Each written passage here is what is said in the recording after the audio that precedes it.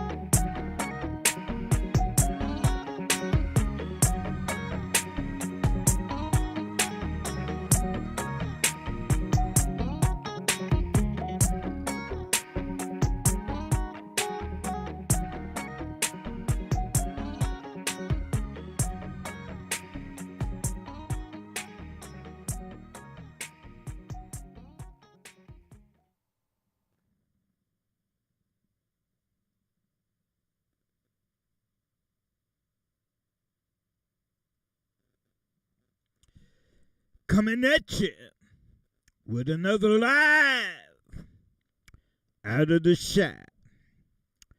I'm Brother Yagda Israel from the fourth son of Jacob, whose name was changed to Israel. We will be endeavoring to bring forth biblical, historical information from the Bible, from historical books and records. The name of the broadcast is Let Your Light Shine. Title of today's teaching will be It's Back at Ya, part number 13. You know what goes around. Sooner or later, it will come back around, my brothers, my sisters. Once again, I'm Brother Yagda Israel from the fourth son of Jacob, whose name was changed to Israel.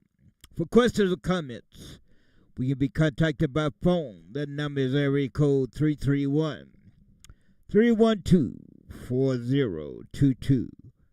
Once more and again, for questions or comments, we can be contacted by phone. That number is area code 331-312-4022. Could also be contacted by way of email. That email address is yhdysrael@gmail.com. Once more and again, if you want to drop us a line, you can do it by way of our email.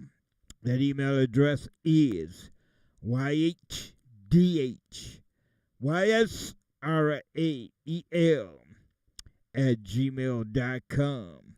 My brothers, my sisters, we are simultaneously recording tonight on our Facebook page as well as our YouTube page. You get to those pages by going up under the name of YHDHYSRAEL, my brothers. To get to the Facebook page as well as the YouTube, where you get there, like it and subscribe, my brothers. Once more again, we are simultaneously recording on Facebook as well as our YouTube page. We're on our slotted time for the broadcast as we come on Tuesday, roughly around 6 p.m. to 8 p.m. But we might be cutting it a little short tonight, just give you a little heads up. You know, the brother's still trying to recuperate from minor surgery. So I'm still trying to work my way back to 100, if you know what I mean. Not quite there, but a few more steps. Yahweh be willing, my brothers, my sisters, my people. And this Friday coming up, we usually on Friday from 6 p.m. to 8 p.m., but we may not be broadcasting this Friday. We'll be on the move. We'll be traveling, so we'll see how that work out. If at all possible, we will. But we will see. We are planning not to go live this Friday, but we are determined to have our Shabbat class, which is on what the world knows as Saturday, from beginning roughly around 2 p.m. But we might have to readjust that since we will be on the road, you know, moving here and there, my brothers, my sisters. But once more again, like I say, I'm still on the mend, my brothers. So we might have to put in a few, maybe an hour or so tonight, hour and a half, and then we're going to try to lay back and recuperate and prepare ourselves for the journey ahead. Once more again, I'm Brother Yagda Israel from the fourth son of Jacob, whose name was changed to Israel. And like always, the first thing we do, we bring forth the name that we will be using. We will not be using the traditional names, the Lord God, Jesus, Allah, Buddha, Baal, Ashtaroth, Moloch, Shammuz, Kyrios, or Theos. But we'll be using the four letters YHWH, Yod-Heh-Wah-Heh, what they call the Tetragrammaton. We will be using it exclusively, which we pronounce it Yahweh. That's how we pronounce it. Let's see what we can get into. The divine name, Yahweh, the most sacred name of the supreme deity in the Shemitic Hebrew Bible, is YHWH, often rendered as Lord in the English translation. This name is first revealed to Moses at the burning bush in Exodus 3, verse 14, where Yahweh declares, I'll be that I'll be. The self-revelation signifies Yahweh's eternal, self-existent nature and his unchanging presence. The name Yahweh is derived from a Shemitic Hebrew verb, to be, emphasizing Yahweh's role as the eternal, ever-present one. See what we can grab out of the vault. Let's see what we can get into. Tetragrammaton is the New Testament. This is taken from the Academic Dictionary and Encyclopedia. And it reads, archaeologists have discovered papyrus, fragments of works, which were later included in the canon of the New Testament, dating as far back as the middle of the 2nd century. Of all 5,000 extinct manuscripts, none contain the Shemitic Hebrew, the Paleo, the Semitic Hebrew, the Tetragrammaton, the Paleo-Shemitic Hebrew, or Greek transliteration of the Shemitic Hebrew name. One of the most ancient fragments, the Papyrus Codex, designated Chester Batik Papyrus, number 2, page 46, is dated prior to 200 A.D. It contains 9 of the Apostle Paul's letters. In the Chester Petit Papyri, we find KC, sometimes OC with the horizontal bar above them, and citation of the Shemitic Hebrew Bible, where the Tetragrammaton occurs in the Shemitic Hebrew text. These are abbreviations for Kyrios, which was later translated as Lord, and Theos, which is later translated as God, my brothers. So you got your Lord after the translations of the 2nd century A.D. from the Greek Septuagint, which they added Kyrios.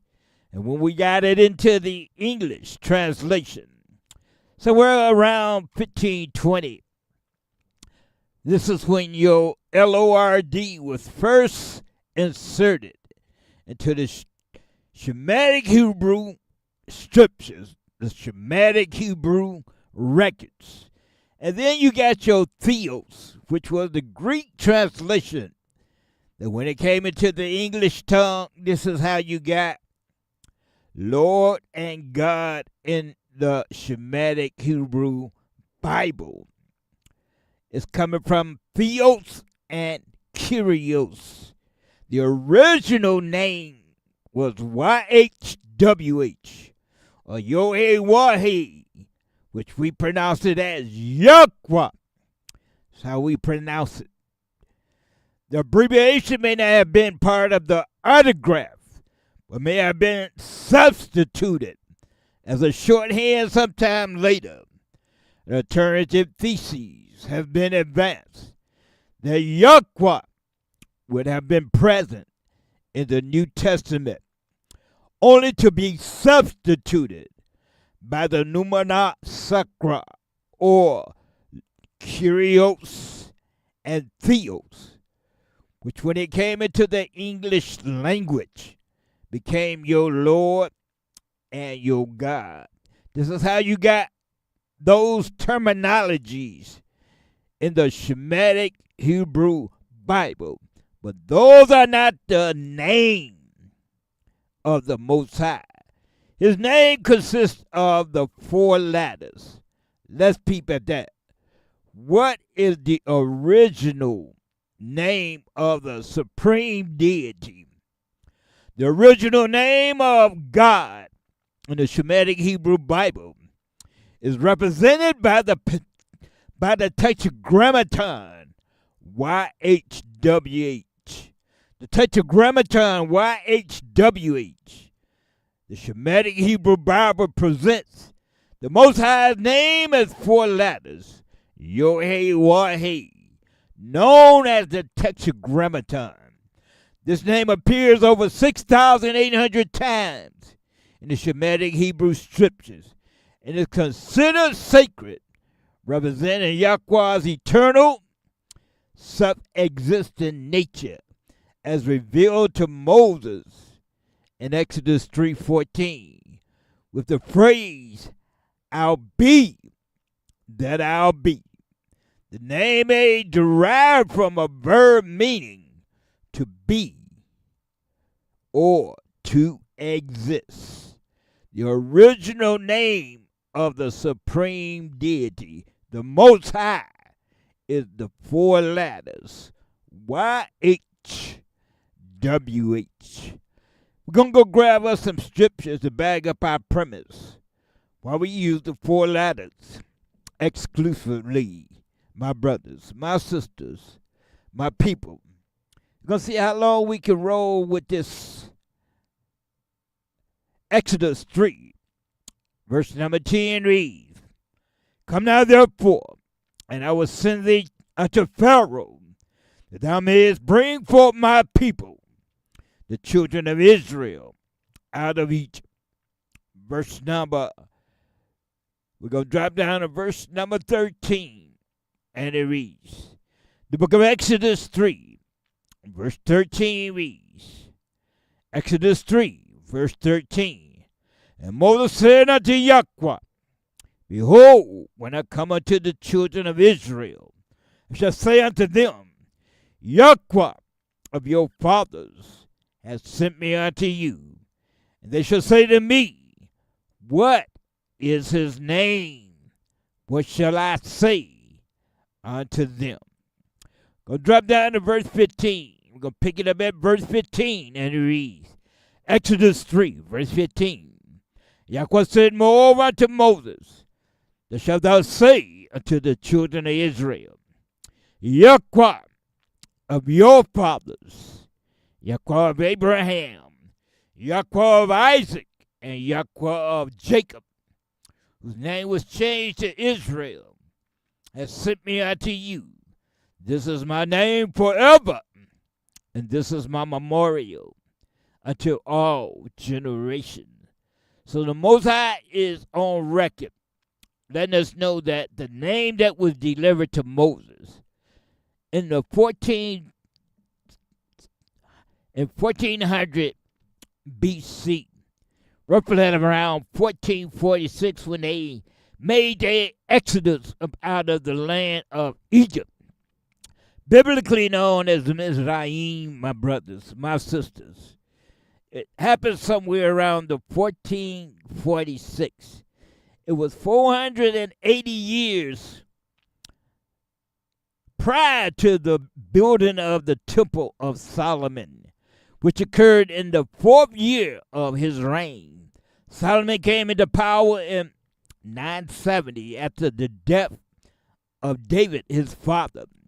And he began to build the temple in 966.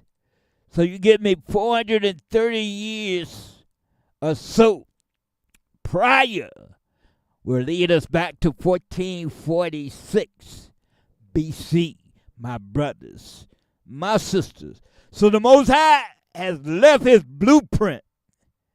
That's his name. YHWH. Forever. My brothers.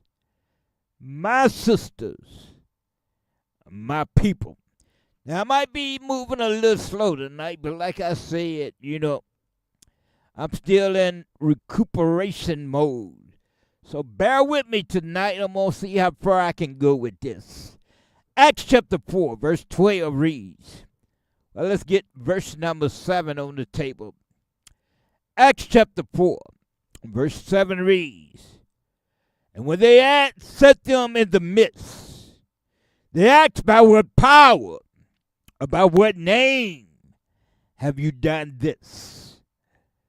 We're going to drop down to verse number 12. And it reads, the book of Acts chapter 4, verse 12. Neither there's salvation in any other, for there is none other name under heaven given among men whereby we must be saved. My brothers, according to the Apostle Peter, there's no other alternative. No other name was given than the 4 letters which was delivered to Moses somewhere around the 1446 BC, according to biblical chronology. My brothers, my sisters, my people, let's peep at this thing. We're going to drop down to verse number 18, and it reads, the book of Acts 4, verse 18. They called them and commanded them not to speak at all nor teach in the name of Yahweh. Verse 19. But Peter and John answered and said unto them, whether it be right in the sight of Yahweh to hearken unto you more than unto Yahweh judge you. Verse number 20. For we cannot but speak the things which we have seen and heard. Verse number 21. So when they had further threatened them, they let them go, finding nothing how they might punish them because of the people. For all men glorified Yahweh for that which was done. Let's peep at this thing. Let me see if I can go in the vault, see what I can come up with. We're right to Romans chapter 10. Go pick it up at verse number 1. Gotta give me a swig, so bear with me. Throat is dry.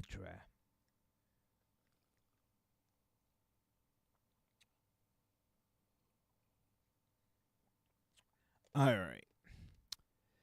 The book of Romans chapter 10, verse number 1 reads, brethren. Now Paul is speaking to those that are of his kindred. And that's why I use the sentiment of brethren, because they are part of the same bloodline. Brethren, my mind desire and prayer to Yahweh for Israel is that they might be saved. So ain't nothing certain. I know we got a whole lot of Israelites, right? They run around today saying they saved and sanctified. I know it for a fact because guess what? I used to holler the same sentiment. Saved, sanctified, and full of the Holy Ghost. But now I realize, my brothers, my sisters, let me see when we can pat ourselves on the back and say we are saved, my brother. Let's see when that will occur. We're going to run to Matthew chapter 24. Let's see what the scriptures say. Verse number 13. Matthew 24, verse 13. And it reads, but he or she that shall endure unto the end, the same shall be saved. So salvation is a futuristic thing, brothers, sisters. So tell me what you saved from. Salvation is future. whether you see the coming of the Most High, Yahweh the Hamashiach, or you come from the grave,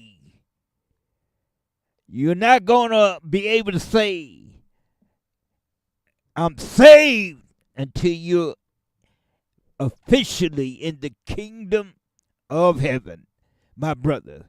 But he that shall endure unto the end, the same shall be saved. All we got now is a little hope. Let me see if I can pull that out in the book of Romans.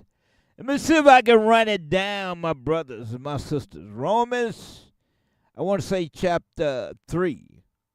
Let me see if I can lay my eyes on a few statements concerning salvation. Let me see if I can lay my eyes on a statement here in the book of Romans. Let me peep at this thing right quick. So far, I'm batting zero around here.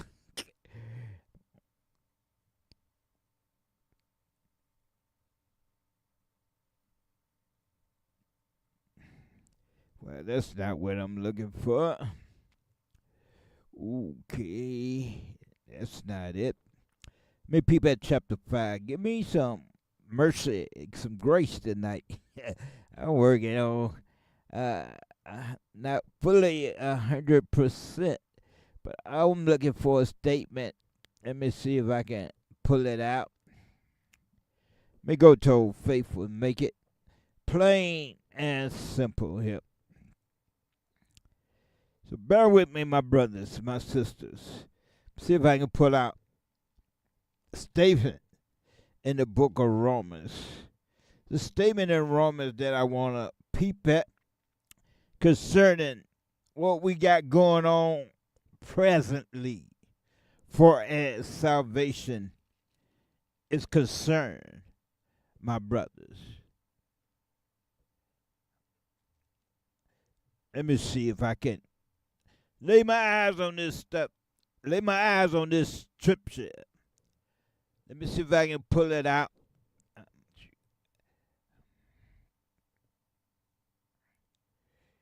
Let me see if I can pull it out. I don't see it there. Hey,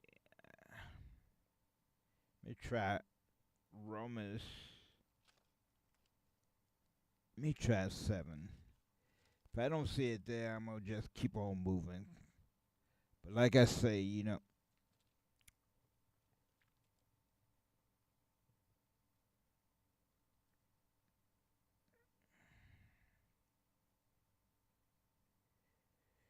well, I don't see what I need, so I'm not going to tarry with it. I'm going to just keep it moving. Thought I might be able to lay my eyes on, well, don't never give up. I'm so far off for this one, but it's right to Romans chapter 8. Just when I was finna give up, my eyes caught, it was caught out the corner of my eye, exactly what I was trying to lay my eyes on here. We're going to run to Romans chapter 8. All praises to the Most High Yahweh. Verse number 19. And it reads, for the earnest expectation of the creature. Now, who is the creature? That'd be you. That'd be me. Waited for the manifestation of the sons of Yahweh. That'd be you. That'd be me. Verse 20. For the creature was made subject to vanity, not willingly, but by reason of him who hath subjected the same in what? Hope, my brothers, my sisters. Verse number 21. Because the creature itself also shall be delivered from the bondage of corruption into the glorious liberty of the children of Yahweh. Verse number 22. Verse number 22. Romans 8, verse 22. For we know that the whole creation groaneth and travaileth in pain together until now.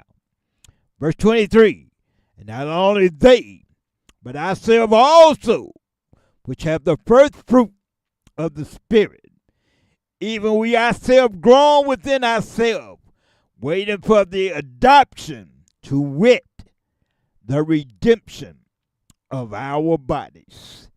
Verse 24, for we are saved by hope, but hope that is seen is not hope. For what a man seeth, why do he yet hope for? So if you got it, now, brothers and sisters, why are you hoping? And what kingdom is you in now? Is it the kingdom of heaven, or is the kingdom of this last leg of this beast with 7 heads and 10 horns? You tell me. Verse number 25, and it reads, but if we hope for that we see not, then do we with patience wait for it. So all we are doing right now is hoping that we will be saved, my brothers. You're not saved until you cross the finish line. That's when you can holler, I'm saved, my brothers, my sisters, my people. Now let's look at the biblical definition of what salvation entails in the book of Luke. What do salvation entails? Because you know when they came up out of Egypt, Yahweh told the place up to bring them up out of Egypt. So what you think he gonna do to this place? He gonna tear it up. Let me see if we can get a line on what does it mean to be saved according to the scriptures, not according to your understanding. Luke chapter 1, verse 67. And his father Zacharias was filled with the righteous spirit and prophesied, saying, verse number 68, blessed be Yahweh of Israel, for he hath visited and redeemed his people. Verse number 69, now raise up a horn of salvation for us in the house of his servant David. Verse 70, as he spake by the mouth of his righteous seers, prophets, which have been since the world began. Verse 71, that we should be saved from what? Our enemies. And from the hand of all that do what? Hate us, my brothers, my sisters. So are you still in the hand of your enemy? Let's peep at that thing right quick. Gonna go grab us online KJV Apocrypha. And we want to run to the book of Baruch. Let's see if we can pull us out. The book of Baruch. We want to run to Baruch chapter, I want to say 3. And we're going to pick it up at verse number 1. Let's see what the scripture says. Baruch chapter 3, verse number 1 reads, O Yahweh Almighty, Yahweh of Israel, soul in anguish and troubled spirit, cry unto thee. Verse 2, hear, O Yahweh, and have mercy, for thou art merciful, and have pity upon us, because we have sinned before thee. Verse number 3, for thou endurest forever, and we perish utterly. Verse 4, O Yahweh Almighty, thou Yahweh of Israel, hear now the prayer of the dead Israelites, and of their children, which have sinned before thee, and not hearken unto the voice of thee, their Yahweh. For the which caused these plagues, these curses, cleave unto us. Verse 5. Remember not the iniquity of our forefathers, but think upon thy power and thy name now at this time. Verse 6. For thou art Yahweh, and Yahweh, and thee, O Yahweh, will we praise. Verse 7. And for this cause thou hast put thy fear in our mind, to the intent that we should call upon thy name and praise thee where? In our captivity. For we are called to mind all iniquity of our forefathers that sinned before thee. Verse number 8. Behold, we are yet this day in our captivity, where thou hast scattered us for a reproach, a curse, and to be subject to payments according to all the iniquities of our fathers, which departed from Yahweh, our Yahweh. So we are yet this day until you get back to your land.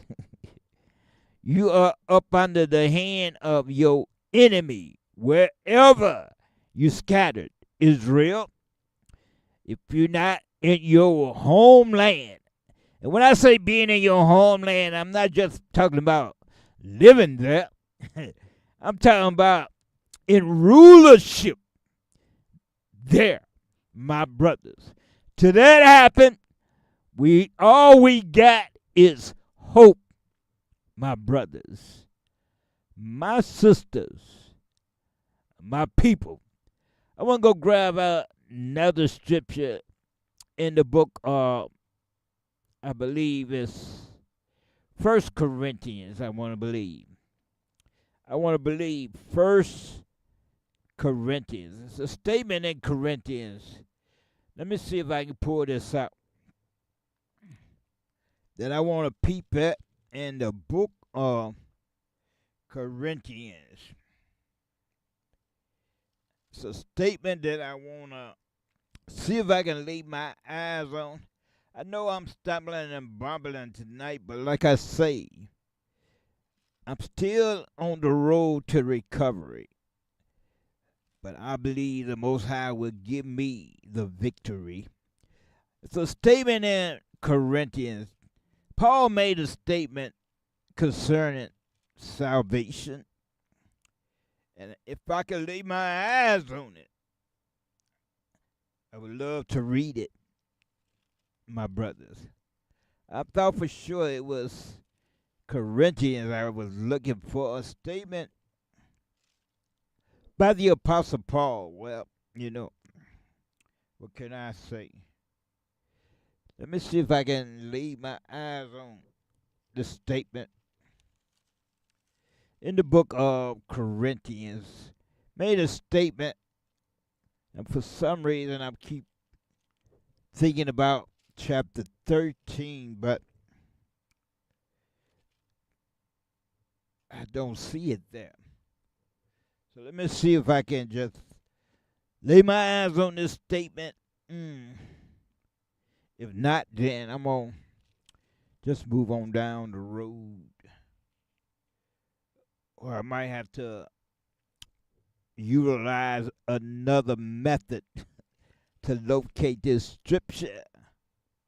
My brothers, my sisters, my people. I thought I might be able to pull it out. But as of yet, I haven't laid my eyes on this scripture. So I don't see it. So I guess I'm going to have to forego that. Let me see what we can get into. Where we at? Let's run to the book of, back to Romans chapter 10. Verse number 1 reads, Brethren, my mind desire and prayer to Yahweh for Israel is that they might be saved. Verse number 2, for I bear them record that they have a zeal of Yahweh, but not according to knowledge. Verse 3, verse number 3, verse 3, Romans 10, verse 3. For they being ignorant of Yahweh's righteousness, and going about to establish their own righteousness, have not submitted themselves unto the righteousness of Yahweh. Going to drop down to verse number 10. Because this scripture here is totally misread. I mean, all you had to do is read it. You read it, but you leave out key points. Romans 10, verse 9. That if thou shalt confess with thy mouth Yahweh the Hamashiach, and shalt believe in thy mind that Yahweh the Father have raised him from the dead, thou shalt. Now this word shalt, is that present tense or is that future tense, my brothers, my sisters? Let me read that again. That if thou shalt confess with thy mouth Yahweh the Hamashiach, and shall believe in thy mind that Yahweh the Father have raised him from the dead, thou shalt. Is that future or present? Shalt be saved. Now let's see what the criteria for that future salvation.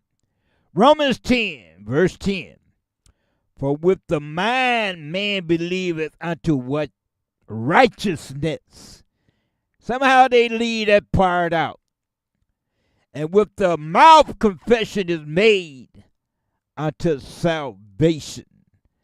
So what gotta be in your brain? What gotta be on your mind? Let's run to the book of Romans, since we're so close. Verse number 12. Let's see what this is referencing to. Romans 12, verse 1. I beseech you therefore, brethren, by the mercy of Yahweh, that you present your bodies a living sacrifice, holy, acceptable unto Yahweh, which is your reasonable service. Verse number 2. And be not conformed to this world, but be you transformed by the renewing of your mind, that you may prove what is that good, acceptable, and perfect will of Yahweh. So what is that good and perfect will? What makes us perfect in the eyes of the Most High? Proverbs. Make that Psalms. Let's go grab it in Psalms. Book of Psalms, chapter 19.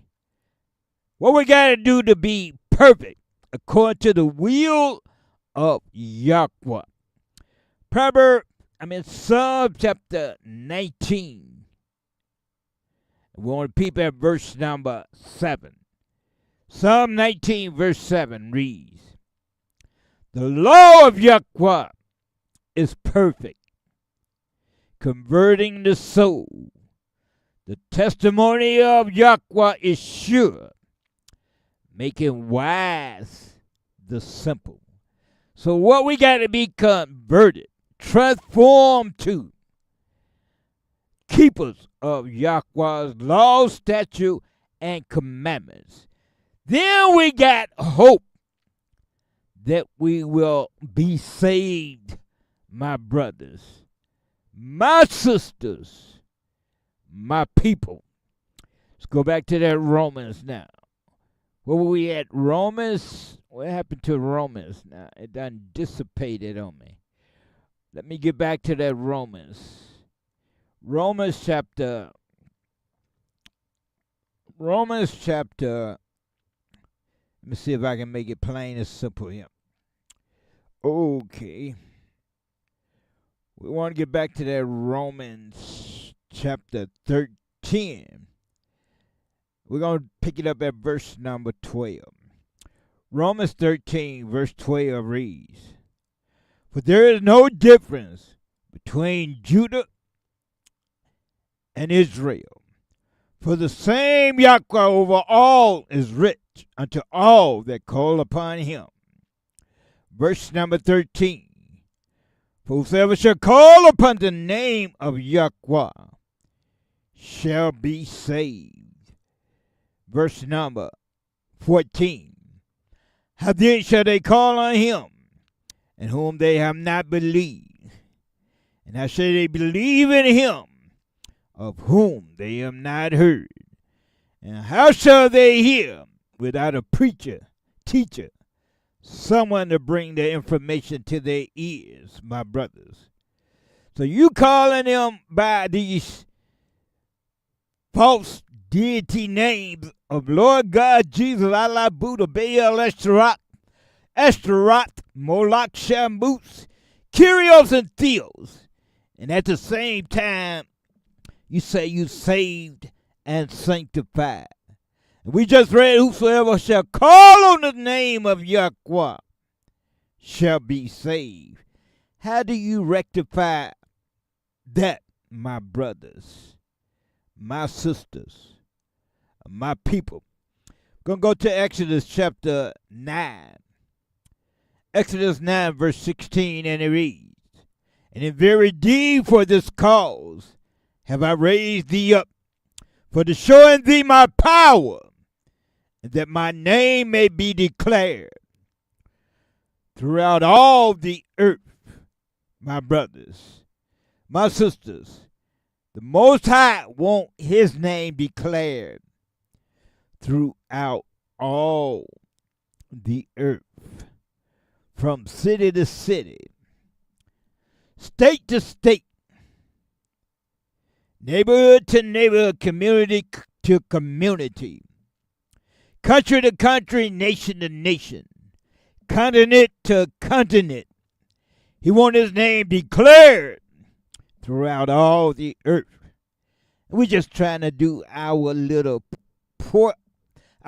part to make it happen, my brothers. Sooner or later, every knee is going to have to bow, and every tongue is going to have to confess unto Yahweh, YHWH, my brothers, my sisters.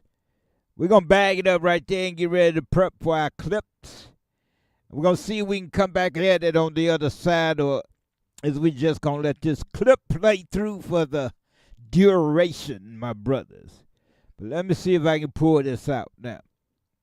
See if I can pull it out, my brothers, my sisters, my people. I'm Judah, the so-called African American, the lion of the Southern Kingdom. We're waking up now. I'm Benjamin, the so-called West Indian, the wolf of Zion. I move fast, talk real. We're waking up now. I'm Levi, the so-called Haitian, priest of the Lord. We taught the law, now we stand to enforce it. We're waking up now. I'm Ephraim, the so-called Puerto Rican. I lead the Northern Kingdom. We rising, and we waking up now. I'm Manasseh, so-called Cuban, strong like the ox, firstborn of Joseph, still standing. We waking up now. I'm Simeon, so-called Dominican. I don't forget, I don't fold. We bring the sword of truth. We waking up now. I'm Zebulon, the so-called Panamanian and Guatemalan. We come from the coastlines. We built, we bled, but now we rise. We waking up now. I'm Gad, the so-called Native American. They overcame us with war. Now we rise with truth. We waking up now. I'm Reuben, the so-called Seminole. We survived the swamps, the raids, the lies. But now we stand up. We waking up now. I'm Asher, the so-called Colombian to Uruguayan. From olives to oil, we were blessed to anoint kings. But now, we waking up. I'm Issachar, the so-called Mexican. We bore the burden in silence, but now we rise. We waking up now. I'm Naftali, the so-called Chilean and Argentinian. Swift as a deer, but now our steps return home. We waking up now. I'm Judah, the so-called African American.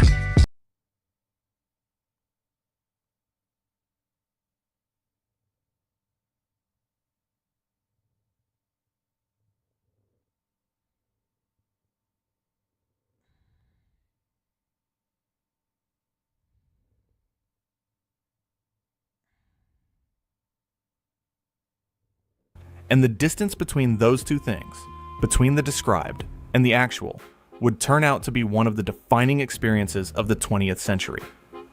To understand how this movement happened, how 6 million people coordinated a departure from a society that was actively trying to prevent it, you have to understand the infrastructure that made it possible. Because leaving the Jim Crow South was not simple. It was not a matter of deciding to go and going. There were forces working hard to prevent it, and those forces had tools, legal ones and violent ones, and they were not shy about using either. All right, this feels almost illegal to know, but our windows were so old.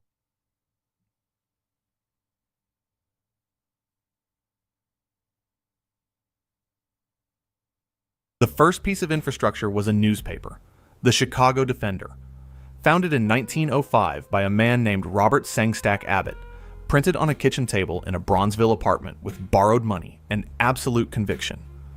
Abbott was the grandson of enslaved people, the son of a freedman, a man who had tried to practice law in the South and been told, without ceremony, that no white court in Georgia was going to take a black attorney seriously. He moved to Chicago. He started a paper. And then he decided that the paper was going to do something unprecedented in American journalism. It was going to tell black Americans the truth about where they lived and what was being done to them, and what was available if they were willing to move. The Defender published the wages being paid in northern factories alongside the wages being paid in southern fields.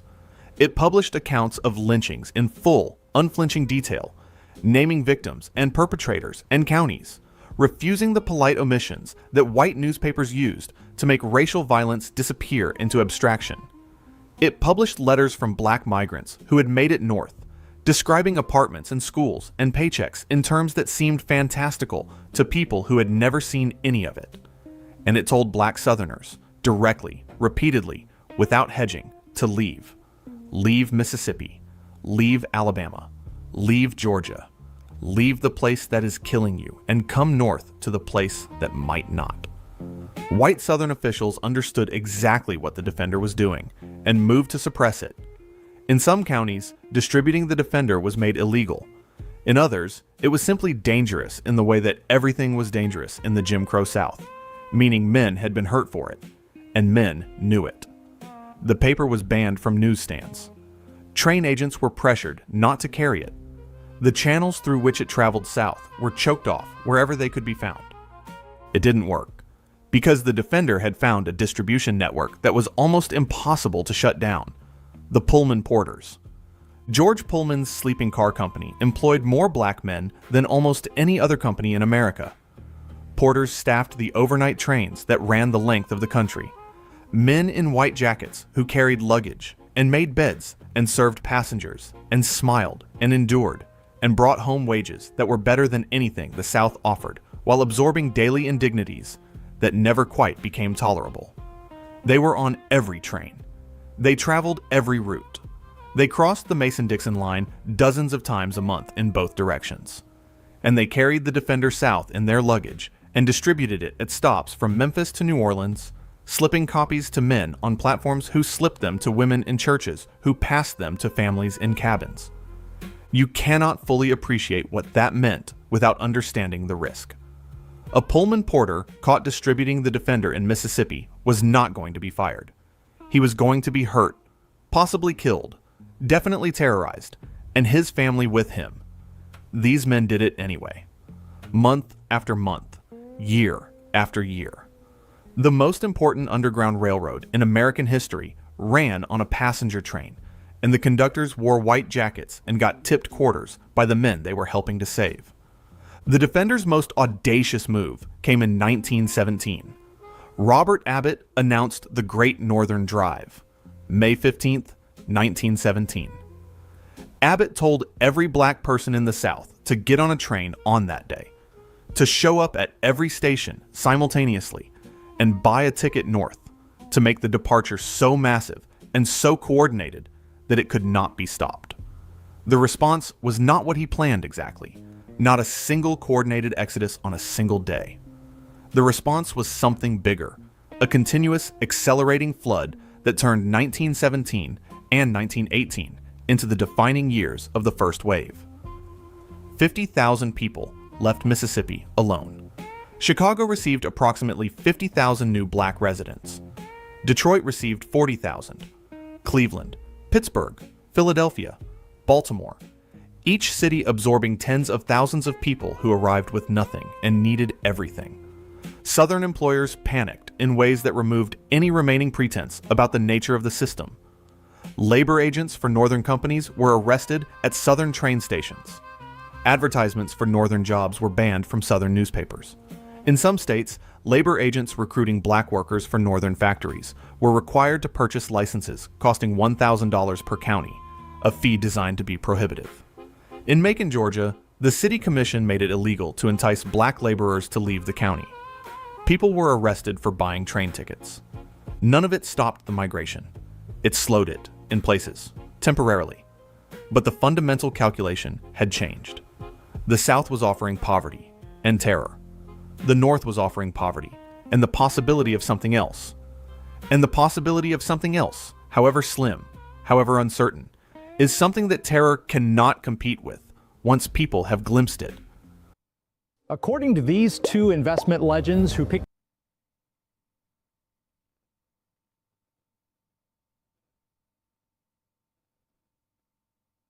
The journey itself was an exercise in endurance.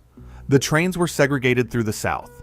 Black passengers sat in separate cars that were older, dirtier, less maintained than the cars reserved for white passengers. The toilets in the black cars were often broken. The heat in summer was brutal and the cold in winter worse. Food was not available in the dining car, which was for white passengers only, so black travelers brought their own, fried chicken packed in shoebox lunches that became the signature meal of the migration, a practical solution to discrimination that carried so much symbolism that decades later it still carries it. The behavior required in the segregated South did not automatically end when the train crossed the Ohio River. It had been practiced for so long, and the consequences of getting it wrong had been so severe that it lived in the body, in the reflexes, in the way a black traveler would still look away from a white face out of habit long after they'd crossed into territory where the reflex was no longer required.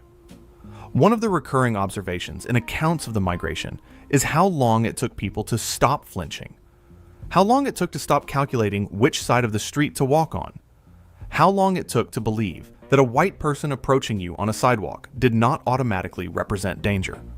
Some people never fully unlearned it. Some carried the flinch for the rest of their lives. Chicago was the primary destination of the first wave. The city had a black population of roughly 44,000 in 1910. By 1920, it had more than 100,000. By 1930, over 200,000. The growth was not spread across the city. It was concentrated, compressed, forced into a narrow corridor on the south side called the Black Belt, 7.5 square miles that would absorb the entire black population of Chicago, while the surrounding 92 square miles remained, by design, white. The design had a name: restrictive covenants, legal agreements built into property deeds that prohibited the sale or rental of a home to black buyers or tenants. By 1940, 80% of Chicago's residential properties were covered by restrictive covenants. It was not informal. It was not social pressure. It was a legal architecture written by lawyers, enforced by courts, organized by neighborhood associations with formal membership and meeting minutes and treasurers. The Chicago Real Estate Board made restriction a professional standard. Realtors who sold to black buyers in white neighborhoods risked losing their licenses. The segregation of Chicago was not an accident or a cultural habit. It was a policy implemented with the same care and thoroughness that the Jim Crow South had brought to its own systems of control. What this meant in practice was that as tens of thousands of black migrants arrived in Chicago seeking housing, they were funneled into an area with a fixed boundary that was not allowed to expand regardless of population pressure. The result was density so extreme that it permanently shaped what the Black Belt became. Apartments designed for one family housed 3. Landlords subdivided brownstones into kitchenettes, single rooms with a hot plate and a shared bathroom down the hall, renting each room for more per square foot than any apartment anywhere else in the city. The black migrants who had left Mississippi to escape debt to white landowners arrived in Chicago to enter debt to white landlords charging premium prices for substandard housing because the restrictive covenants left their tenants with no alternative. This was not unique to Chicago. Detroit had its own version. The 8-mile wall, a concrete barrier actually constructed in 1941 by a developer who needed to qualify for a federal housing loan. The FHA required separation from black neighborhoods as a condition of insuring mortgages. So the developer built a wall, a physical wall, 6 feet high, running along the northern boundary of a black neighborhood, so that the federal government would certify the adjacent white neighborhood as sufficiently separated. The wall stood for decades. Some of it still stands. Philadelphia had deed restrictions. Cleveland had sundown towns ringing its black neighborhoods, suburban communities, where black people understood without being formally told that after dark, the consequences of remaining were unpredictable and potentially fatal. The North had built its own version of the trap. It lacked the legal scaffolding of Jim Crow. It lacked the theatrical public violence of lynching, but it had achieved something remarkably similar in its practical effects. Containment, enforced limitation, a system that allowed black Americans to exist in northern cities while preventing them from participating fully in northern life. And yet, the wages were real. That part of the cousin's letter was accurate. A black man working at the Ford River Rouge plant in Dearborn, Michigan, was making $5 a day by 1914, the same wage Ford paid white workers. Not because Henry Ford believed in racial equality. He did not, manifestly. But because paying black workers less than white workers for the same job was harder to sustain on an assembly line where everyone could see everyone else's paycheck, and because Ford had a specific use for black workers that required keeping them minimally satisfied. He used them as strikebreakers. When white union organizers threatened to shut down production, Ford could bring in black workers who were excluded from the union and had no particular loyalty to a labor movement that had excluded them. It was exploitation. It was also $5 a day, which was more than sharecropping had ever paid, and more than domestic service would ever pay, and enough, carefully managed, to rent a room, buy food, send money home. The complexity of what black migrants encountered in northern factories could fill its own documentary and has. The labor movement's relationship with black workers during the Great Migration was a contradiction that the movement has never fully resolved. White unions excluded black workers by rule in most industries through the first decades of the 20th century. The American Federation of Labor allowed member unions to set their own racial policies. That's the sound of an American oil company hard at work.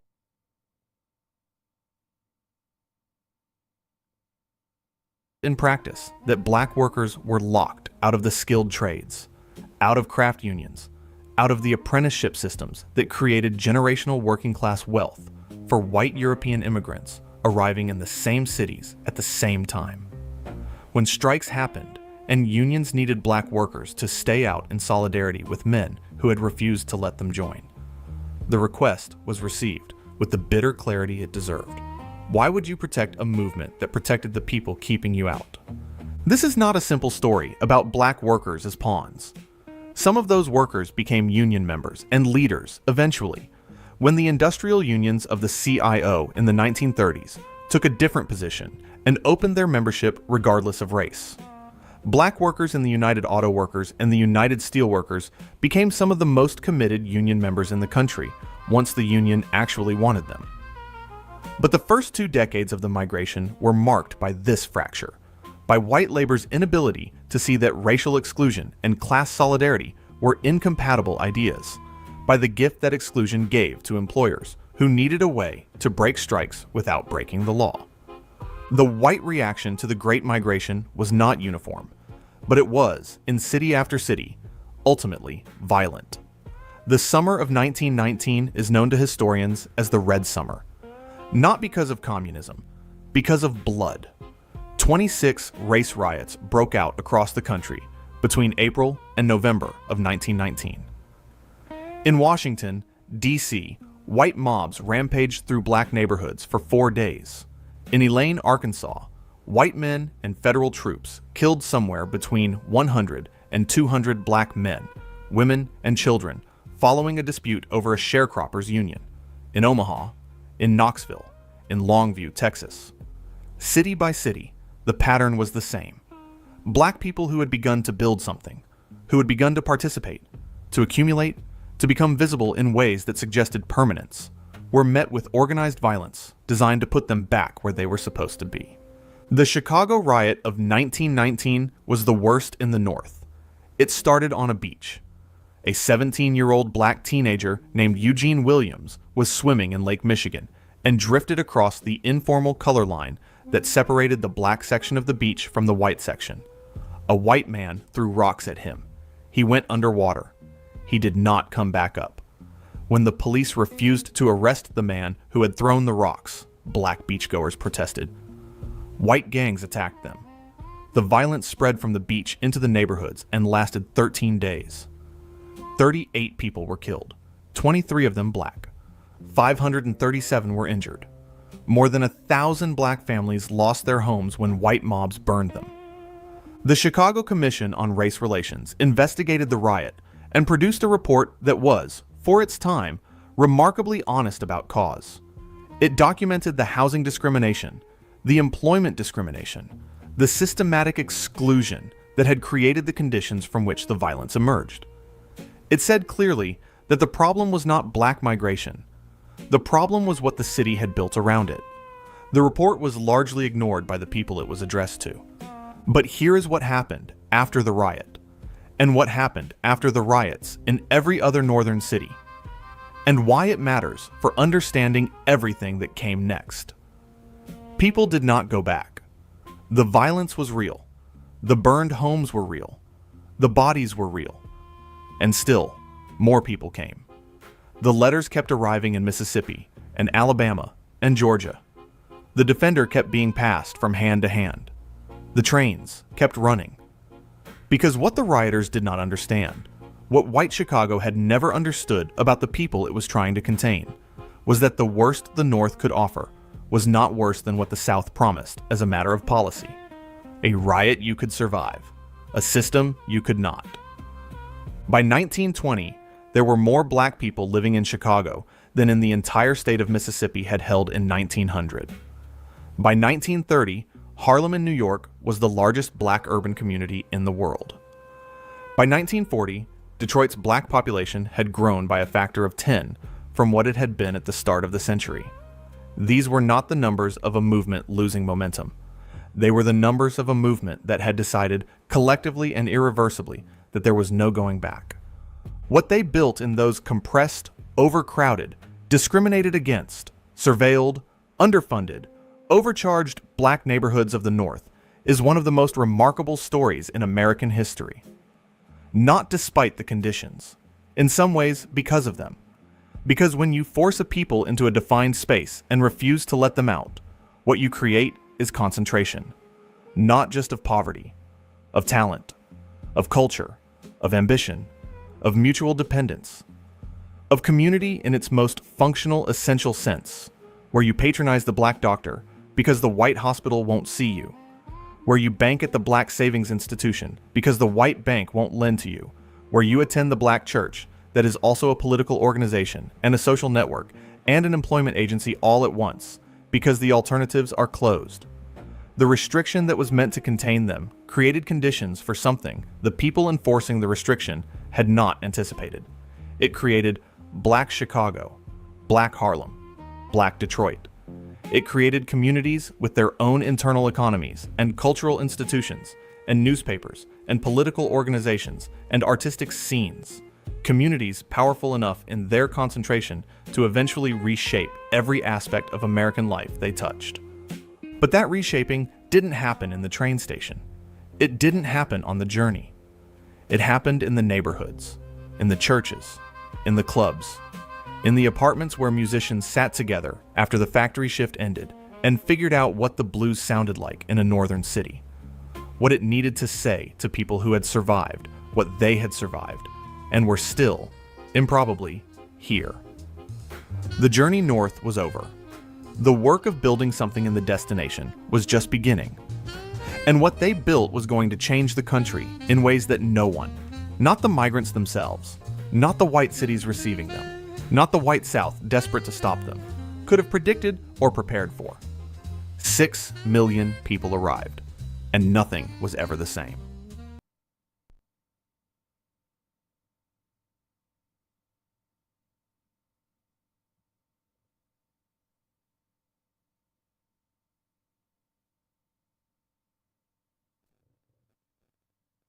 All right, we back at it.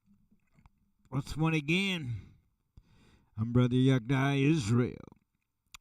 From the fourth son of Jacob, whose name was changed to Israel.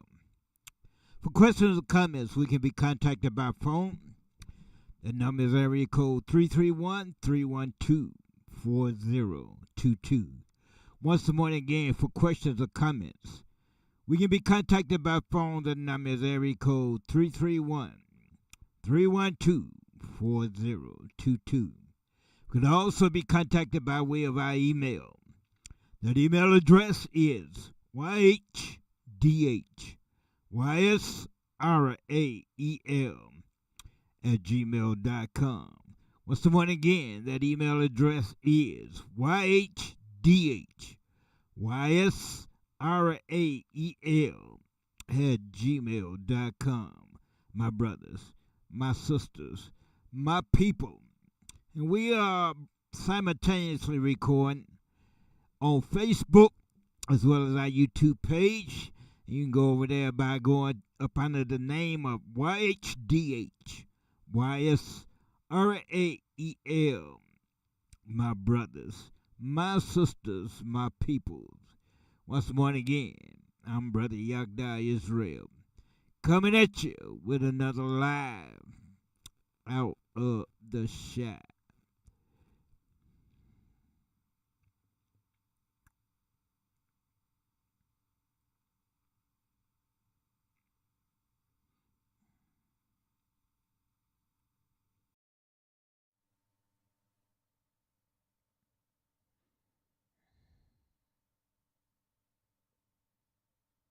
It Bronzeville. The name showed up in the Chicago Bee newspaper in the 1930s and stuck because it captured something true about what the place had become. A bronze city. A black city. Not a diminished version of white Chicago, but a parallel version. Its own economy. Its own institutions. Its own celebrities and politicians and criminals and clergy and artists and intellectuals and entrepreneurs. A complete society that had been assembled in under 2 decades by people who arrived with nothing and built it anyway, because the alternative was accepting that nothing was all they were going to get. Understanding what the Great Migration actually created requires understanding that the communities it built were not accidents. They were not organic growths that happened because people happened to end up in the same place. They were constructed, deliberately, and with remarkable speed, by people who understood that survival required more than individual effort. It required institutions. It required organizations. It required community in the most fundamental sense of the word. The willingness to depend on each other, because the dominant society had made clear it had no intention of providing what was needed. The foundation of everything was the church, not metaphorically, literally. When black migrants arrived in Chicago or Detroit or New York with no job, no housing contact, no knowledge of the city, the church was frequently the first institution that received them. Black churches in northern cities had developed complex social service operations in anticipation of the migration, understanding before it happened in full scale what the new arrivals were going to need. Migrants fresh off the train could find at a black church a place to sleep, a meal, leads on employment, advice about which neighborhoods to avoid, and which landlords were honest and which were not. Introductions to the community networks that were the actual infrastructure of black life in northern cities.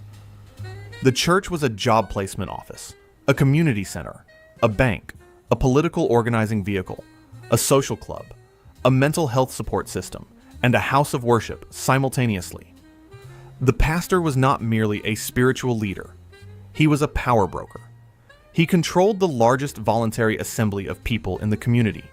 He had relationships with employers, with politicians, with the networks that connected people to opportunities. When Democratic Party machines in Chicago and New York realized they needed black votes to maintain their majorities, the first people they approached were black pastors. The church was where power collected in black communities, because it was the one institution that had always been allowed to exist, that had survived slavery and Jim Crow and the journey north with its organizational structure intact. But the church was only the beginning. What the migrants built in the compressed, restricted black neighborhoods of the North was an entire parallel economy, a black commercial world that existed because necessity created it. Black newspapers, black insurance companies, black banks, black hospitals, black law firms, black real estate agencies, black beauty supply companies. Not because black entrepreneurs preferred segregation, but because white institutions refused their business, their applications, their deposits, their clients, and left no alternative. The Chicago Defender grew from a kitchen table newsletter into one of the most widely circulated newspapers in the country during the migration years. The Pittsburgh Courier, the Baltimore Afro-American, the New York Amsterdam News. These papers did what no white newspaper would do. They covered black life fully, honestly, without the distorting lens of white supremacy. They reported on black achievement and black suffering with equal seriousness. They investigated lynchings. They published columns by black intellectuals. They advertised black businesses. They created, for the first time in American history, a genuinely national black public sphere. A conversation across cities and decades that gave dispersed communities a shared sense of identity and common purpose. The Negro Leagues gave black baseball when the major leagues refused black players, and what the Negro Leagues produced was not a lesser version of the sport.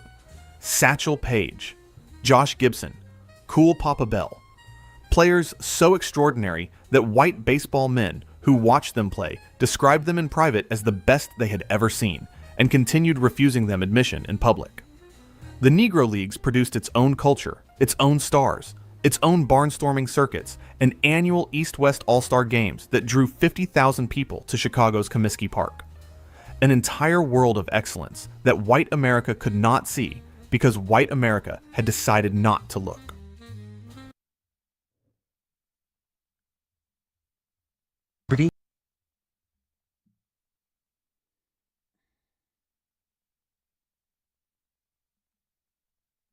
The insurance companies.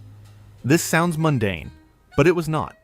White insurance companies refused to write policies for black customers or charged them rates that bore no relationship to actuarial reality. Black families who lost a home or a breadwinner had no safety net from the formal financial system. So black insurance companies formed. North Carolina Mutual Life Insurance, founded in Durham in 1898, became one of the largest black-owned businesses in the country. Atlanta Life, Supreme Life in Chicago, which would eventually employ a young man named John H. Johnson, who later founded Ebony Magazine.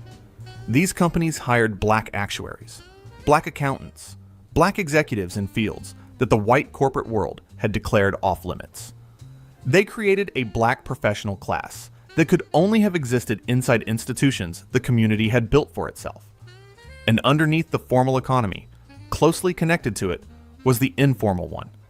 The numbers racket, the policy game, the same underground lottery that Stephanie St. Clair and Casper Holstein had built in Harlem existed in every northern black community and served the same function. In an economy where legitimate wealth building was systematically blocked, where bank loans were denied, and mortgages were unavailable, and business credit was inaccessible, the numbers operation was the community's venture capital. The policy kings of Chicago financed black businesses, paid rent for struggling families, funded churches, bribed politicians. They were criminals. They were also, in many cases, the only source of capital available to black communities that the legitimate financial system had chosen to ignore. Dan Jackson ran the Southside Numbers operation in 1920s Chicago and used the profits to become the most powerful black political broker in the city. Edward Jones and his brothers ran the policy game in Bronzeville in the 1930s and 1940s and became millionaires, owned real estate, funded the community, employed hundreds of people, and were treated by black Chicago as something close to royalty. The moral complexity of this, the way criminal enterprise and community building braided together in black neighborhoods because legitimate alternatives had been deliberately foreclosed, is essential to understanding what the Great Migration actually produced. It produced communities that were more resilient, more self-sufficient, more internally organized than anyone looking from outside expected, partly because they had to be, because the outside had given them no other choice. All of this, the churches and the newspapers and the companies and the informal economies, was the soil. What grew from it was something nobody had predicted. A cultural explosion so powerful and so original that it remade the entire artistic identity of the United States and then kept going until it had remade the world.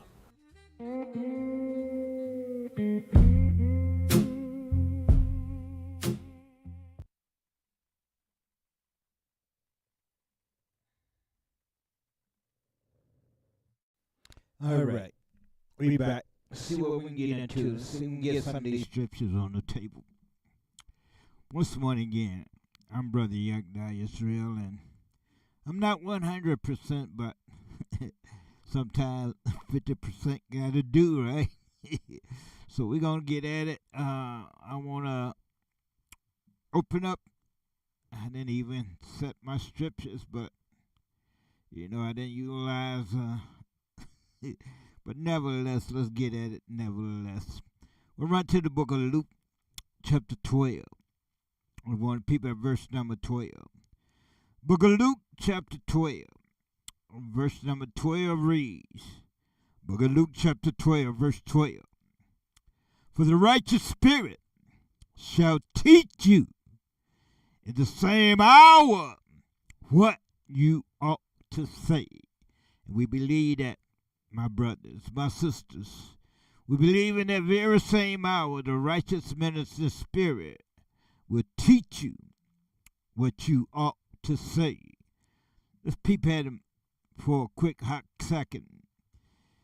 St. John 14, verse 26, and it reads, But the Comforter, which is the righteous spirit, whom the Father will send in my name, he will teach you all things, and bring all things to your remembrance, whatsoever I have said unto you.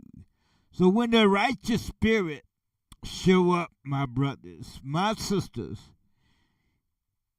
his duty is to teach and to bring whatever the Most High has said back to our remembrance. Gonna go to Daniel chapter 8. We're going to see how long we can hang tonight. Like I say, I'm still in recovery. Still trying to recover from the procedure that I went through. So bear with me tonight as I labor. The book of Daniel, chapter 8. Going to pick it up at verse 15, and it reads, Daniel 8, verse 15. And it came to pass when I, even I Daniel, had seen the vision and sought for the meaning, then behold, there stood before me as the appearance of a man. Verse 16. And I heard a man's voice between the bank of Uli, which called and said, Gabriel, do what? Make this man understand the vision. Now, the one that the Most High give this understanding to, let's peep at that. Who do he give his wisdom, knowledge, and his understanding to? Gonna go to Sirach, Ecclesiasticus chapter 1, verse number 5. Let's see if we can answer that question. The word of Yahweh, Most High, is the fountain of wisdom, and her ways are everlasting commandments. Verse 6, to whom hath the root of wisdom been revealed, who have known her wise counsel. Verse number 7, the book of Sirach, Ecclesiasticus chapter 1, verse 7, to whom hath the knowledge of wisdom been made manifest, and who have understood her great experience. Go drop down to verse number 26 and see if we can get an answer. The book of Sirach, chapter 1, verse 26.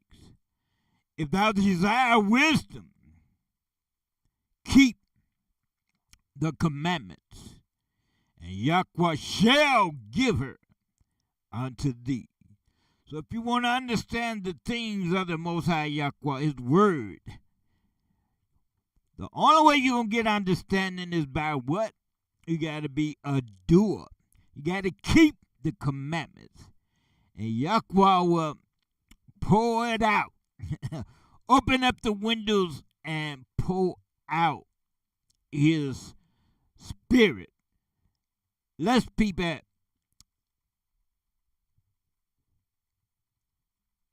what he will pour out in the book of Proverbs chapter 1. We're going to look at verse number 23. We're going to see how long we can hold in here, my brothers, my sisters. Proverbs 1, verse 23 reads, turn you at my reproof. Behold, I will pour out my spirit unto you. I will make known my words unto you. So the one that he make known his words, his wisdom, his knowledge, his understanding is those that keep his commandments, my brothers, my sisters, my people. We're going to run to the book of Wisdom of Solomon. We want to see how much of this we can get in tonight. We're going to run to Wisdom of Solomon, chapter 6. Go pick it up at verse number 1. Once more, and again, the title of today's teaching is It's Back at You, part number 13, my brothers. Wisdom of Solomon 6, verse 1. Hear therefore, all you kings, and understand. Learn you that be judges of the ends of the earth. Now he's talking about to the one that is in authority on the earth. Now let's see who is the earth, whose hand it is in, according to Yahweh's word. Whose hand is the earth in the book of Job, chapter 9. And we want to peep at verse 24. Who is running the earth as we speak, right? The book of Job, chapter 9, verse 24. The earth is given into the hand of the wicked. He covereth the faces of the judges thereof. If not, where and who is he? So we got a line on who is ruling the earth. It's been given into the hand of the wicked. Let's see if we can identify who this wicked is by name, my brother. Let's put a name on who's ruling the earth. In the book of Malachi, chapter 1, verse number 1. The book of Malachi, chapter 1, verse 1. And it reads, the burden of the word of Yahweh to Israel by Malachi. So Yahweh always let us know he talking to.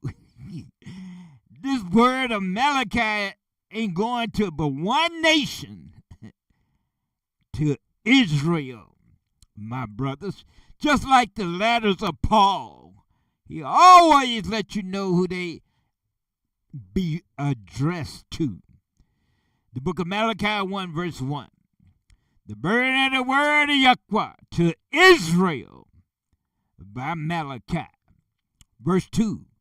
I have loved you, saith Yahweh. You say, wherein has we loved you? Wherein has thou loved us?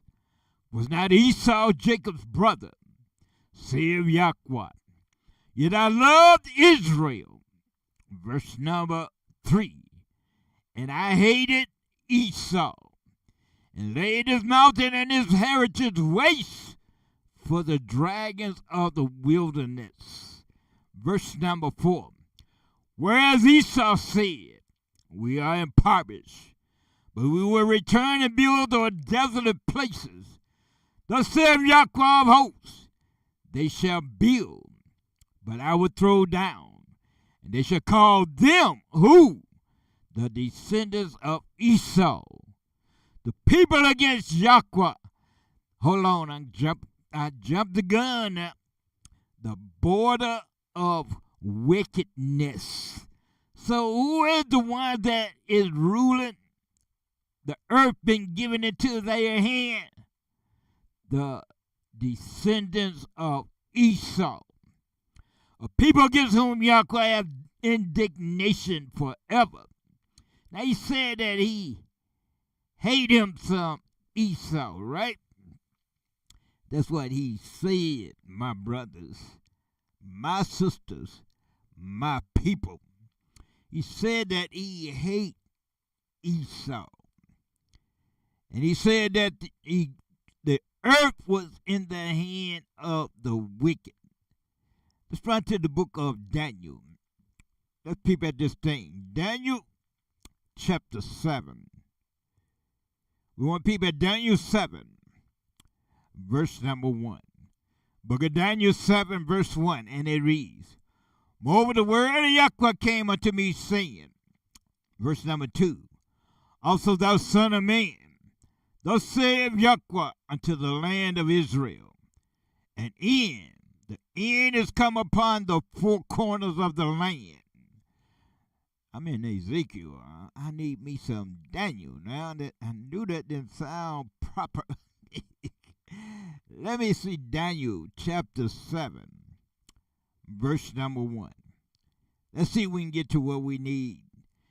In the first year of Belshazzar, king of Babylon, Daniel had a dream and vision of his head upon his bed. Then he wrote the dream and told the sum of the matter. Verse 2, Daniel spake and said, I saw in my vision by night, and behold, the four winds of the heavens strove upon the great sea. Verse number 3, and four great beasts came up from the sea, diverse one from another. Verse number 4, the first was like a lion, and had eagle's wings. And I beheld till the wings thereof were plucked, and it was lifted up from the earth, and made stand upon the feet as a man. And a man's mind was given to it. Verse number 5. And I beheld another beast rise, and I beheld another beast, a second, like to a bear. And it raised up itself on one side, and it had 3 ribs in the mouth of it, between the teeth of it. And they said thus unto it, arise, devour much flesh. Verse 5, after this I beheld, and lo, another like a leopard, which had upon the back of it 4 wings of a fowl. The beast had also 4 heads, and dominion was given to it. Verse number 7. After this I saw in the night vision, and behold, a 4th beast, dreadful and terrible, strong exceedingly, and it had great iron teeth. It devoured and brake in pieces, and stamped the residue with the feet of it, and it was diverse from all the beasts that were before it, and it had 10 horns, my brothers, my sisters, my people. We read that the earth was given into the hand of the wicked. We're going right to Revelation. We're going to peep at these 10 horns, my brothers, my sisters, my people. Revelation chapter 13. And we want to pick it up at verse number 1. Book of Revelation chapter 13. We want to peep at verse number 1. And it reads, Revelation 13 verse 1. And it reads, I stood upon the sand of the sea, and I saw a beast rise up out of the sea, having 7 heads and 10 horns, and upon his horns 10 crowns, and upon his heads the name of blasphemy. So the beast that will be ruling in these last days would have 7 heads and 10 horns. These are the same one that Job described as the earth has been given into the hand of the wicked. Now we're going to go back to that. And we know, according to the book of Malachi, that the descendants of Esau, right, are the border of wickedness, and the people whom Yahweh have indignation forever. So you tell me who ruling presently. I want to go back to Daniel 7, though. I want to go back to that Daniel 7, because there's something that's supposed to take place during this fourth beast in the book of Daniel. We want to peep at Daniel. Let me see if I can get back to that book of Daniel with the quickness. Daniel 7, verse 6. So we had 4 beasts. The first beast was the Babylonians upon the Nebuchadnezzar. Second beast was the Medes and Persians upon the Cyrus, first king of the Medes and Persians. The third beast was the so-called Greeks, or the one they call themselves Macedonians. Let's peep at when they came into power, my brothers, my sisters. Let's see the wickedness come in with them.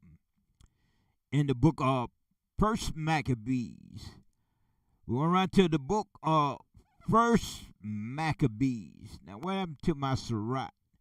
My apocrypha, my KJV online apocrypha. I need to grab me one more. Let's see.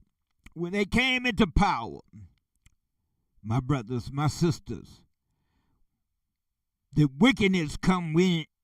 The wickedness come in with them. The book of First Maccabees chapter 1, verse 1. And it reads, and it happened after that Alexander, son of Philip, the Macedonian, who came out of the land of Chittim, had smitten Darius, king of Persia and Medes, that he reigned in his stead, the first over Greece. So we got the third beast coming to power. So let's see if we can grab some of his historical information concerning this third beast that was to come into power up under the banner of the Greeks, the Macedonians, right? We're going around and see if we can grab some historical records concerning this third beast. Let me see if I can pull out some information concerning this third beast, my brother. Let's see if we can get some historical information concerning this third beast. Let's see if I can pull it out. I thought I had it all lined up here. But what sayest thou? Let me see. I thought I had it all lined up. So let me see if it's here. Is it here? Nope, that ain't it. Daggone it. I'm trying to hang in there. But let me see if I can pull out this. It got to be you, don't it? Yeah, I think that's you. See what we can come up with. All right. This third beast. We're going to find out when he came into power. What did he bring in with him, right? Now you got a good look on his appearance there, right? And it reads, Alexander became a legendary hero, similar to Achilles, featured prominently in the historical and mythical traditions of both Greeks and non-Greek culture. His military achievements and success in battle made him the touchstone against which many later military leaders would judge themselves. Now let's see who this military ability, who was it given to in the book of Genesis. Let's see who received this blessing of this military might. We're right to the book of Genesis, my brothers, my sisters. Book of Genesis, chapter 27. We're right to Genesis, chapter 27. And we're going to pick it up at verse number Genesis 27. And we want to peep at around verse number, let me just take a peep. Let me see if I can pull out exactly what I need up out of here. Want to find out who was given this ability, the blessing of the sword. My brother, the blessings of this military might. Let's see if we can read who received this blessing. Because we read that Esau is the border of wickedness. My brother, my sisters, my people. We're going to pick it up at verse number 38. And it reads, And Esau said unto his father, Hast thou but one blessing? My father, bless me, even me also, my father. And Esau lifted up his voice and wept. Verse number 39. And Esau, and Isaac his father answered and said unto him, Behold, your dwelling shall be the fatness of the earth, and of the dew of heaven above. Verse number 40. And by thy sword, by what? Your military might. Who was given this? Esau. Now let's go back to this historical record. Let's peep at Alexander one more again.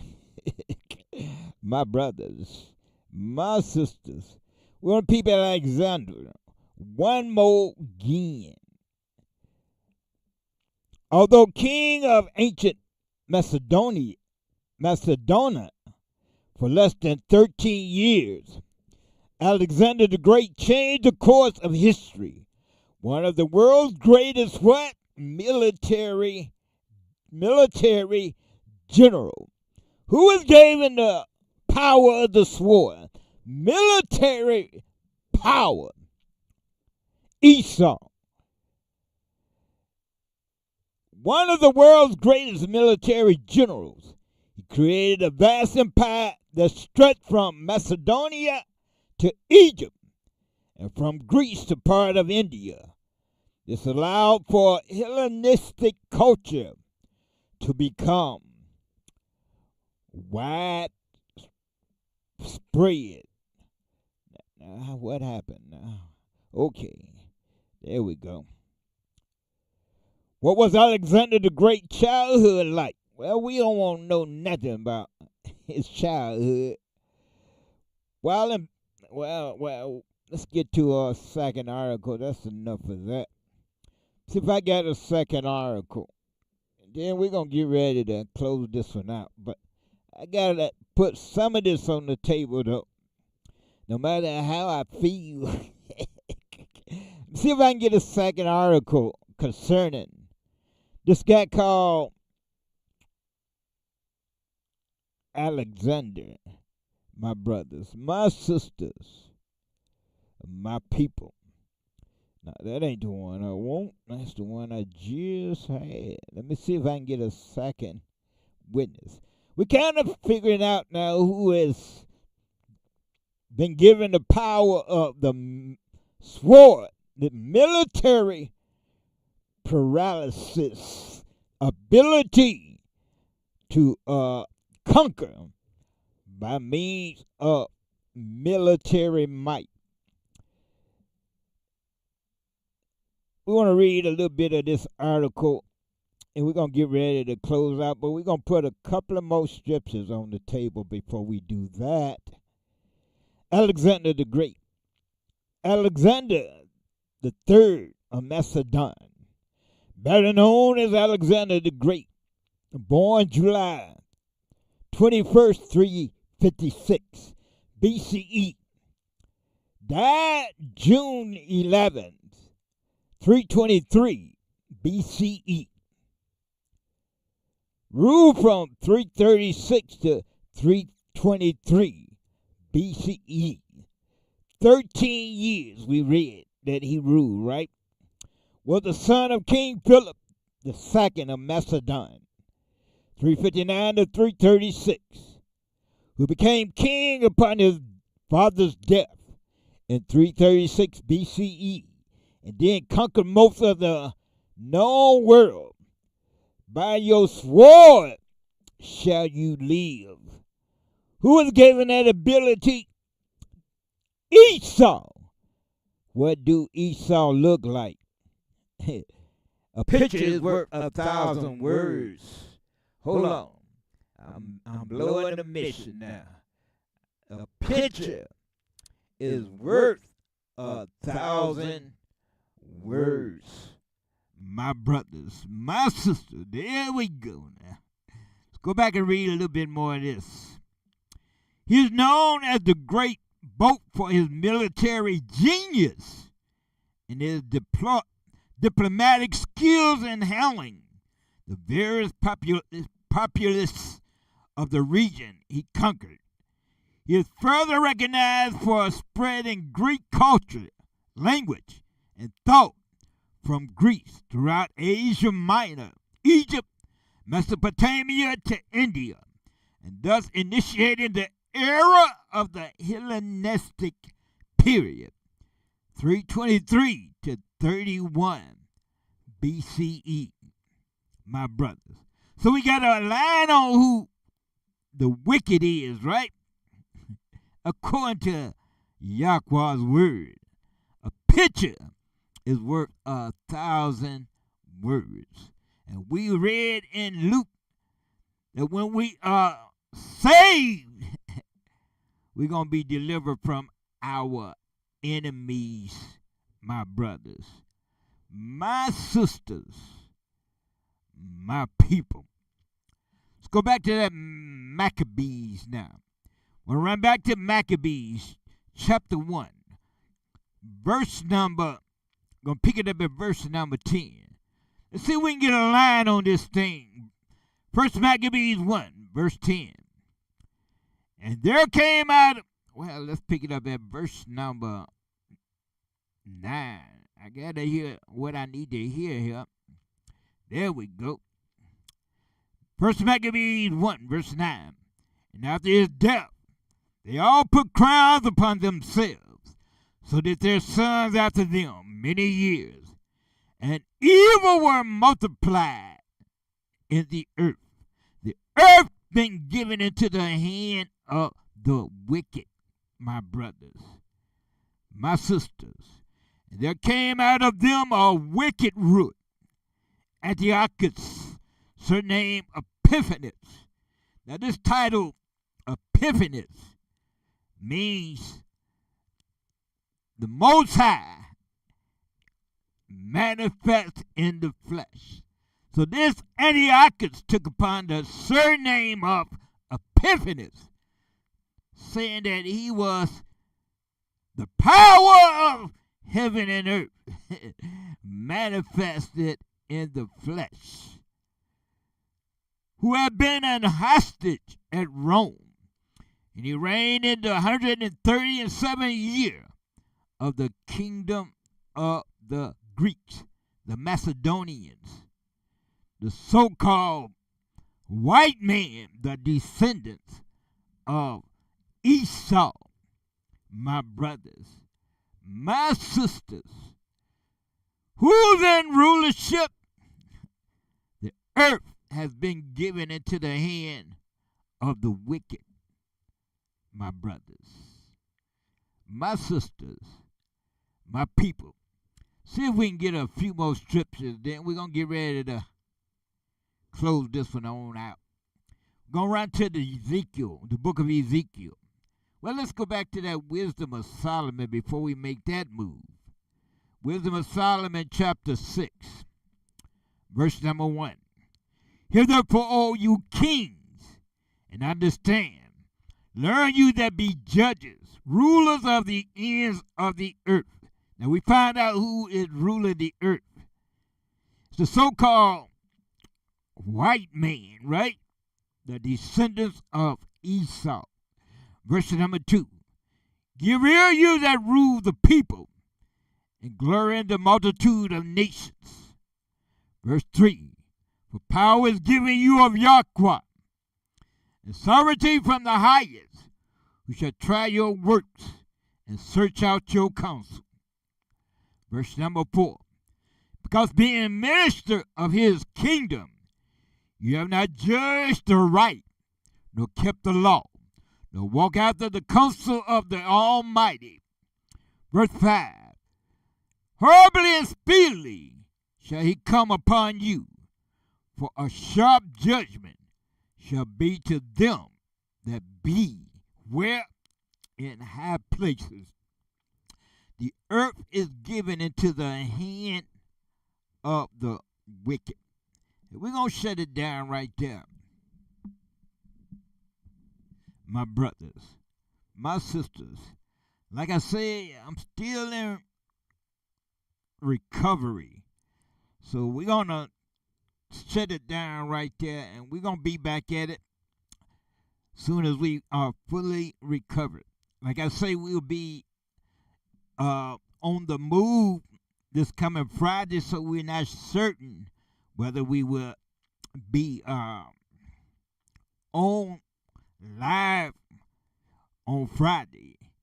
But our time slot is we come on Tuesday from 6 p.m. to 8 p.m. And then we come back again on Friday from 6 p.m. to 8 p.m. And then we have our Shabbat class on what the world knows as Saturday, the 7th day, which we call the Shabbat, beginning roughly around 2 p.m. So we're going to try to get that in as well. We're going to try to make sure we are on point. Even though we will be traveling, we still want to honor Yahweh's Shabbat day. So we plan on being live and in color on Yahweh's Shabbat. But until then, to the 12 tribes of Israel that scattered to the four corners of the globe, Yahweh be with you, and Yahweh bless you. Shalom, shalom, Shabbat, shalom.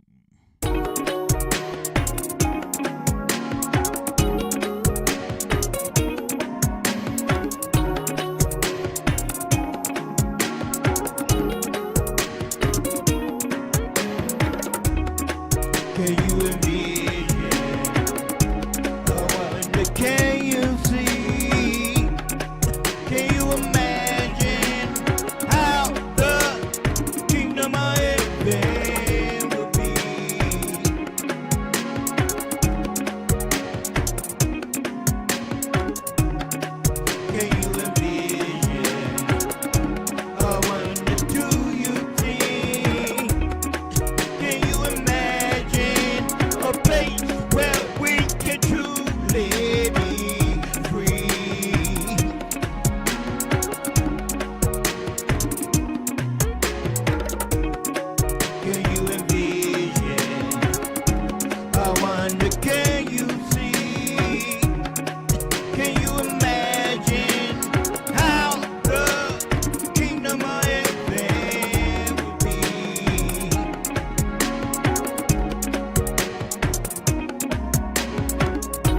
often envision about the kingdom of heaven. How will it be when I'm reading the righteous scriptures and the Most High Yahweh? He sent His Holy Spirit to lead and guide me. I once was lost, but now I'm found. I was blind, but now I see. I often envision about the kingdom of heaven. How will it be?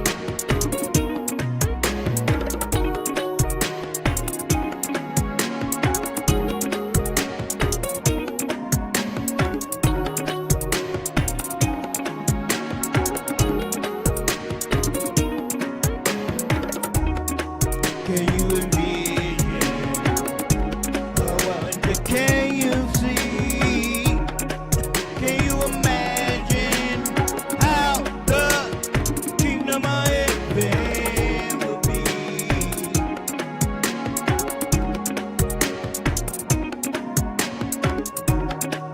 Can you envision? I wonder, do you think? Can you imagine the kingdom of heaven will be?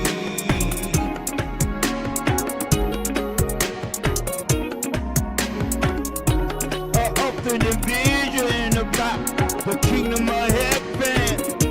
How will it be? I just let my imagination run free. There will be no more Jim Crow, that's for sure. Red landed will no longer be. There will be no more strange fruit hanging from the popular tree.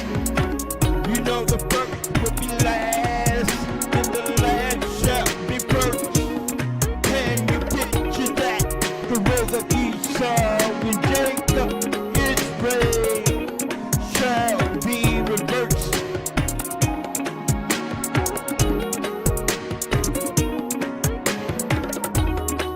Can you envision?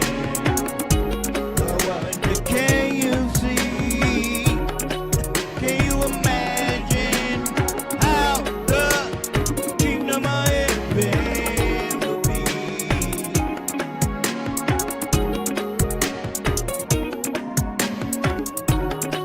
Can you envision?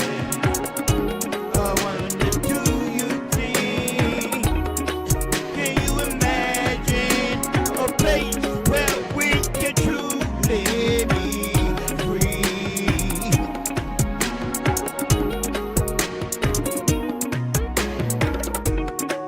Can you envision? I wonder, can you see? Can you imagine how the kingdom of heaven will be?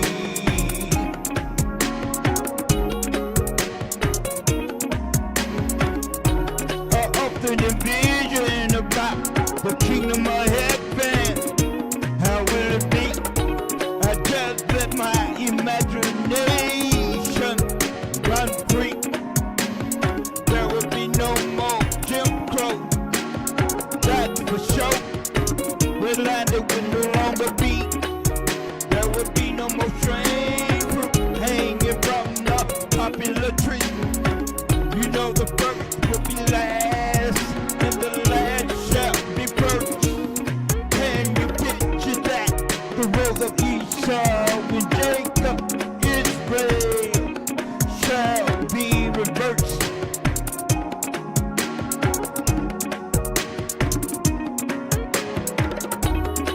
Can you envision?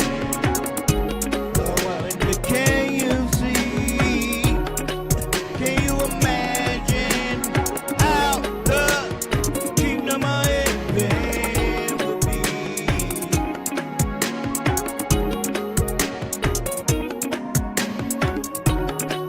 Can you envision?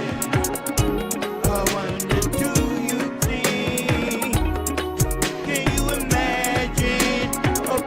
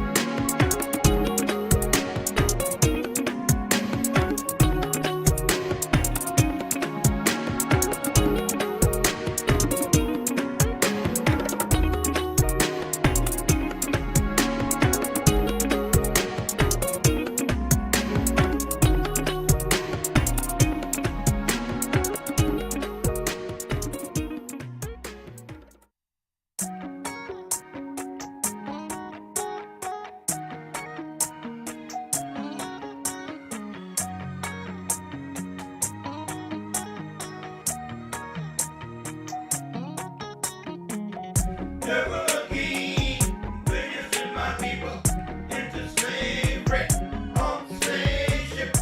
Never again will you sell them on auction blocks like there's nothing more than livestock. Never again, never again, never again will you send my people into slavery on slave ships. Never again will you sell them on auction blocks like there's nothing more than livestock. Never again, never again.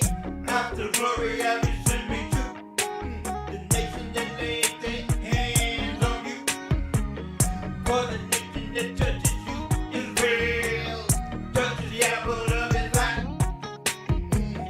Now Yahweh is so very displeased with the nation that are so at ease, because they forward the affliction to the very extreme degree. Never again will you send my people into slavery on slave ships. Never again will you sell them on auction blocks like there's nothing more than livestock. Never again, never again, never again will you send my people into slavery on slave ships. Never again will you sell them on auction blocks like there's nothing more than livestock. Never again, never again. Come down and sit in the dust, O virgin daughter of Babylon.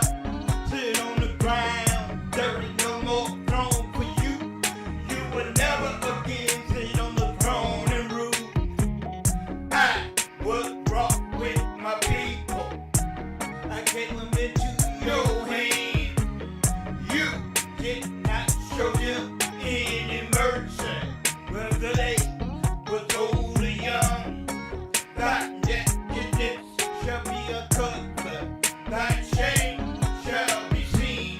I would take vengeance on you. Yahweh is my name. Never again will you send my people into slavery on slave ships. Never again will you sell them on auction blocks like there's nothing more than livestock. Never again, never again, never again will you send my people into slavery on slave ships. Never again will you sell them on auction blocks like there's nothing more than livestock. Never again, never again. After glory, I will send me to the nation that lays their hands on you. For the nation that